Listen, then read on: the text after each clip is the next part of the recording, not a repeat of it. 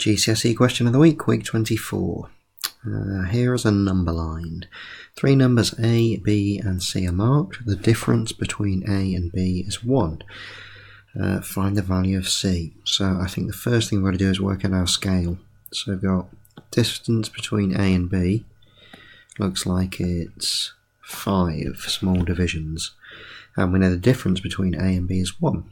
So if we do 1 divided by 5, that should tell us what one of these divisions is worth. Okay, so either you know 1 divided by 5, that's 0.2, or if not, we need to do 1 divided by 5. So, as always, you're going to need some method. 5's into 1, can't fit any. Put a point, put a 0, carry the 1. We didn't use any of it up. 5's into 10, 2. Okay, so 1 divided by 5 equals 0.2. And it's really good if you know that. Okay, 1/5, 0.2. So we know that this distance here is worth 0.2. Find the value of C. Well, we've got 0 here. We know every little square for every division is worth 0.2. So this is 0.2, this is 0.4, this is 0.6, this is 0.8, this is 1.0, and C is at 1.2.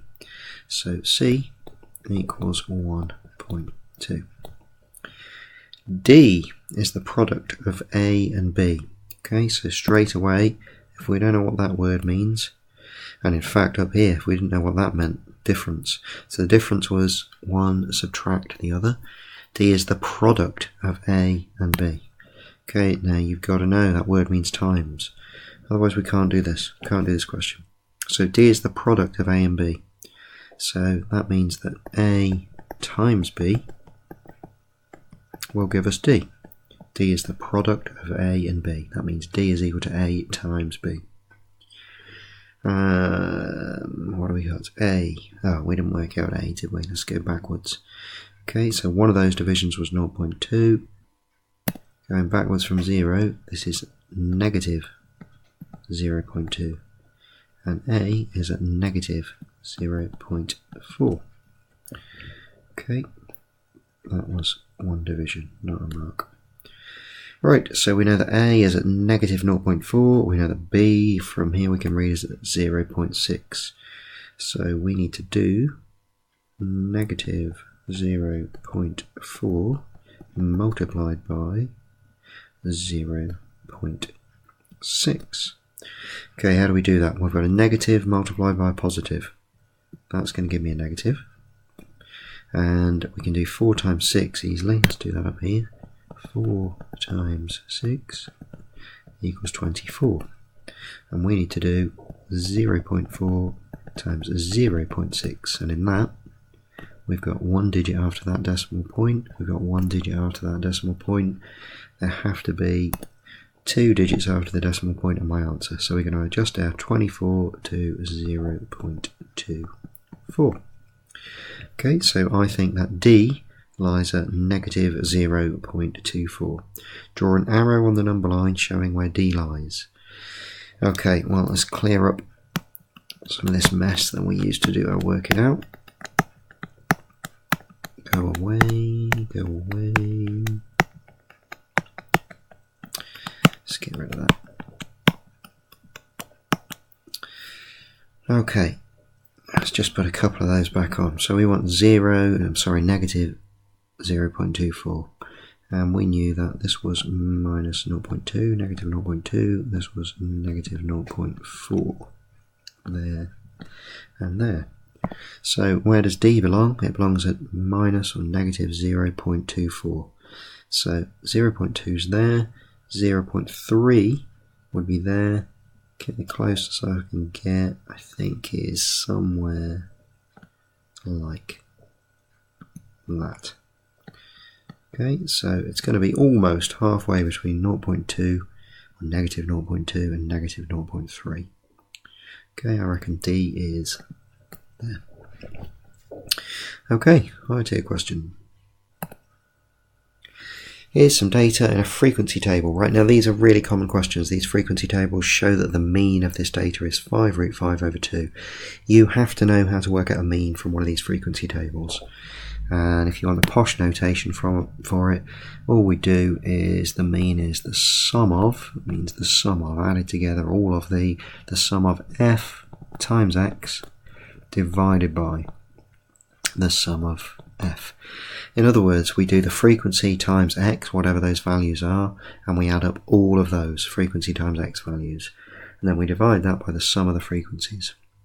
Okay, so we could work out fx in this column here, and that's going to give us 6 root 20 for that f times that x, and this is going to give us 3 root 45 for that f times that x, and this is going to give me just root 80, 1 root 80 for that f times that x. Okay, and we need the sum of all of those fx's. So that gives me 6 root 20 plus 3 root 45 plus root 80. And if we look back up here, that's our sum of fx's. We've got to divide that by the sum of the frequencies. And the sum of the frequencies is 6 plus 3 plus 1, which I make 10. So we've got a 10 on our denominator. Okay, now if you look at what they're trying to get you to show that it's the same as, which is 5 root 5 over 2, and we look at our numerator here, where we've got root 20, root 45, root 80, that should be telling you that we've got to do some sort of simplifying to get those surds in terms of root 5s.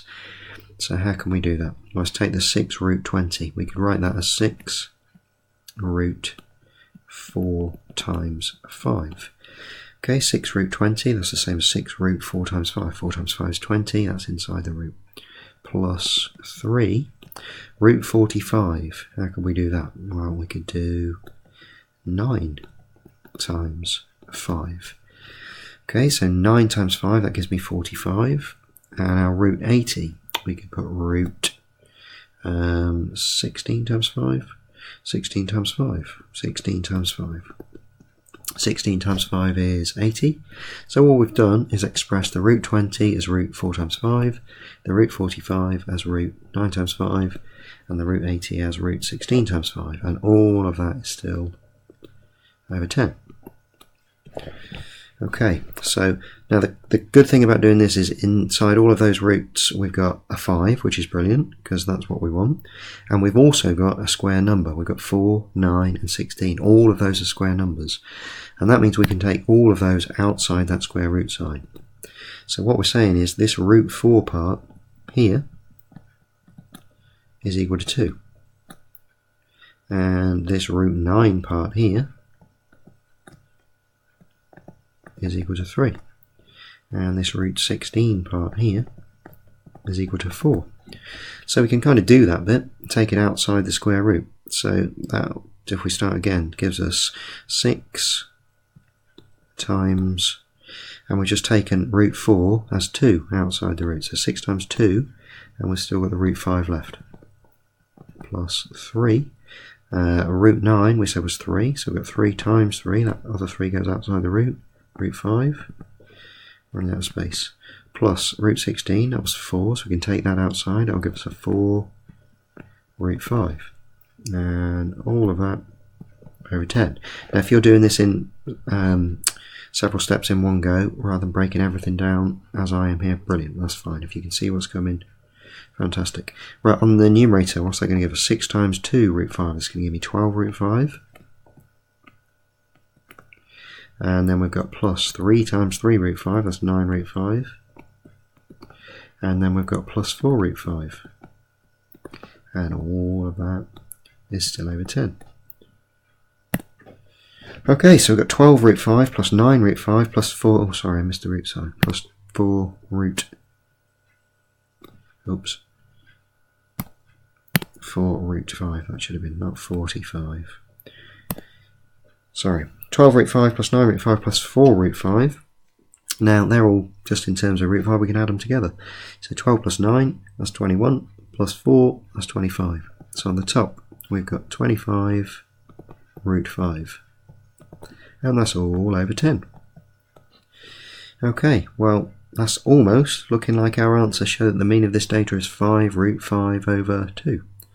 Okay, so how do we do that? Okay, we can divide the top and the bottom by 5. That's going to give us 5 root 5 on the top and 2 on the bottom. Don't know why that just disappeared temporarily. So there's our answer. Okay, 5 root 5 over 2. Right, a couple of different ways you could go about breaking down those surds, and as I said, if you saw it a bit quicker than I was doing it step by step, brilliant. As long as you get 5 root 5 over 2 in a valid method, fantastic. Well done. See you next time.